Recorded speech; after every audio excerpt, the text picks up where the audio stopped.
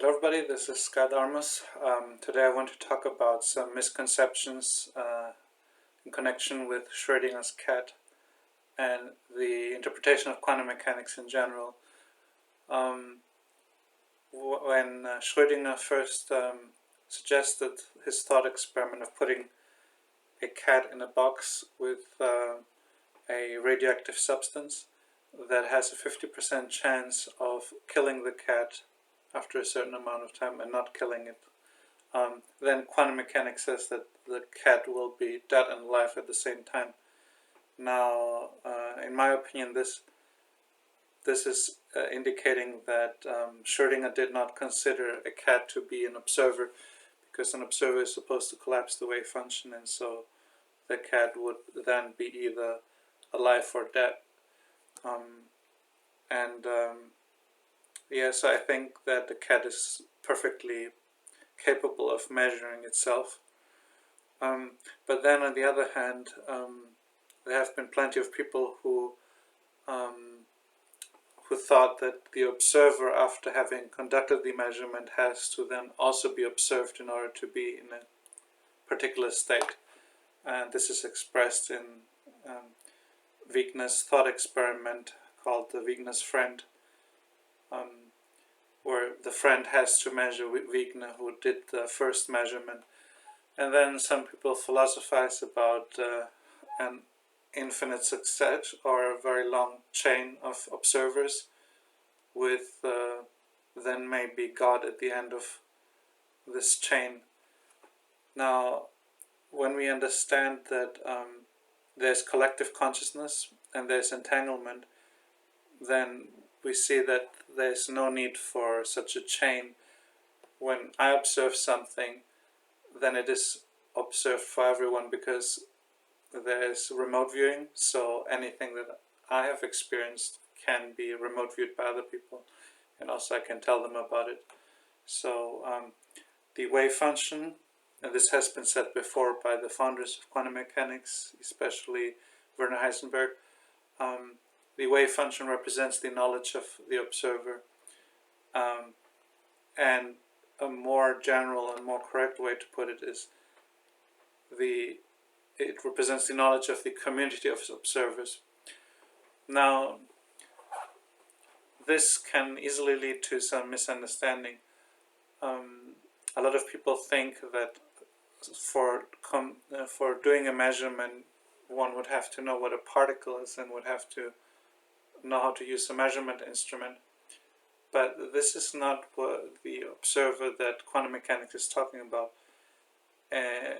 In quantum mechanics, what is really important is that two quantum states if they lead to the same conscious state, then they are in superposition. So there are a lot of people who would try to argue against the conscious-centric view of quantum mechanics and say that, well, you can use a camera to film an experiment and the result will be the same. Well, my answer to that is, when you film the experiment, the camera will be in superposition, and then when you look at the video, then the wave function collapses, and there will be one final result. Now, normally the normal way of knowing that there was a superposition is if there's interference, but this doesn't mean that when there's no interference that there's no superposition. So so there's superpositioning, and then the mixed states, and so mixed states, they're different enough or macroscopic enough to not have interference, because only objects with very small masses can experience interference. And so there is not really a requirement for a certain level of intelligence for the observer. Any animal can be an observer, a dog, a cat, a bird, any mammal, certainly any mammal. For insects we can't be so sure, but probably they do. And that is because you don't need to know what particles are. You only need to states only have to be distinguishable or indistinguishable for you, and there's also this objection that a lot of people have also. Eugen Wigner himself, who was initially a supporter of the conscious-centric view of quantum mechanics, also called the orthodox interpretation. He pointed out that the vision of a human could be blurred or unclear, and that senses are very unreliable. And the answer to that is it doesn't matter at all if how the quantum states are represented in the brain. What matters is that the question, do two quantum states lead to the same view field here and the same auditory input and all these things. And so the basis of my approach to quantum gravity, what lies at the heart of it, or what's really the foundation of it, is the similar worlds interpretation, according to which we exist in all worlds that are currently indistinguishable to us. And so for a good example is when you have a photon entering a beam splitter, it's according to quantum mechanics, it goes through it and is reflected at the same time if the angle is 45 degrees. And so while it is flying, hasn't entered our eyes, we cannot tell the difference between flying through and being reflected.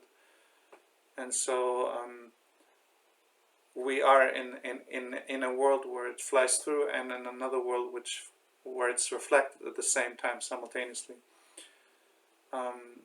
And when there's a detector here and here, here, okay, the camera's a bit, it's mirror, then we can, then there might be a green light here and a red light there, and so then we can tell the difference.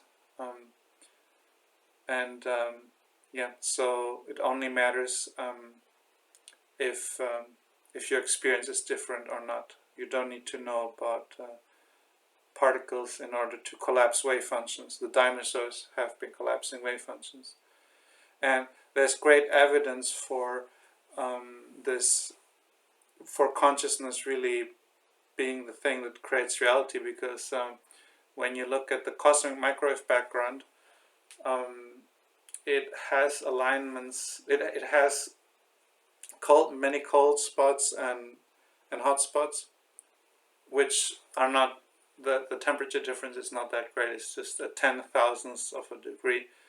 But it's interesting that a large number of hot spots, a large number of cold spots are all together in one place, and if you analyze the cosmic microwave background with spherical harmonics, you can find that there are 4 major cold spots, and they are in the direction of the north and south pole of Earth, and in the direction of the north and south pole of the plane that's defined by Earth going around the Sun.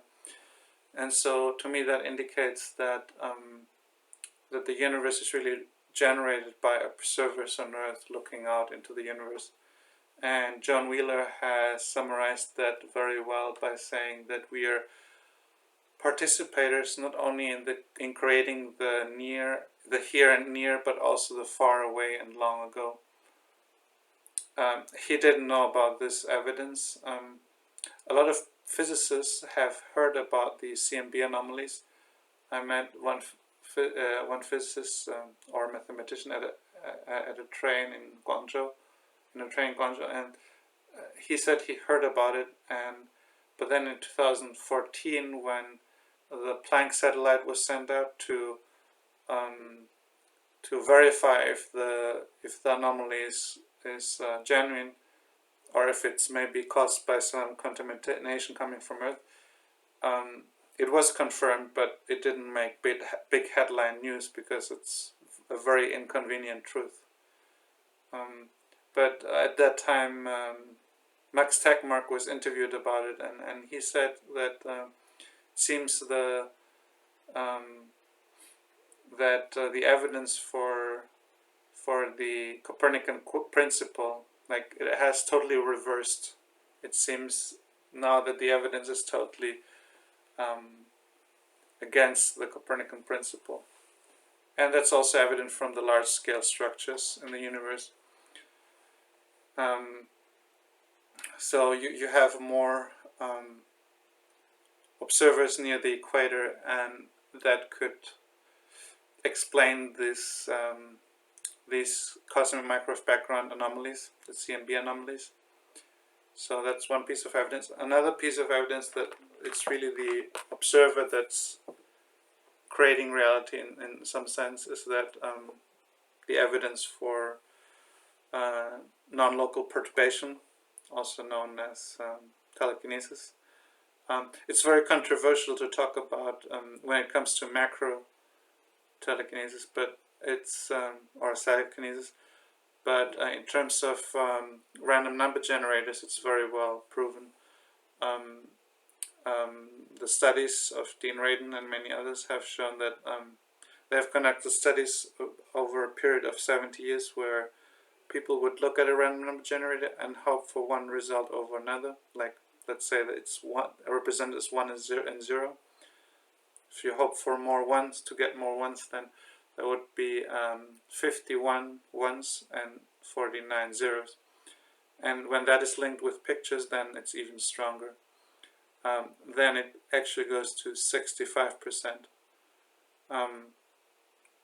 Yeah, so there's that. And then there's also the general argument about Gödel's incompleteness theorem, where he showed that, well, Penrose put it in this way: the judgment upon the correctness of an algorithm is not again an algorithmic process. And so that means that because we can make judgment on the correctness of a calculation or any statement, and our judgments are not random. So that's something that a computer could not do. But in a Newtonian universe, everything is like a computer, and so the only way for the universe to have non-computational elements, like our brains appear to be, is for quantum mechanics to exist, because in quantum mechanics you have randomness, true randomness, and that's the only thing which can allow you to have free will, or that quantum randomness can be replaced by something meaningful, contextuality and meaning. And in a classical universe, that's just not possible. There would also be no thinking or no meaning. There couldn't be any observers in a classical universe. Okay, that's all for today. See you next time. Bye.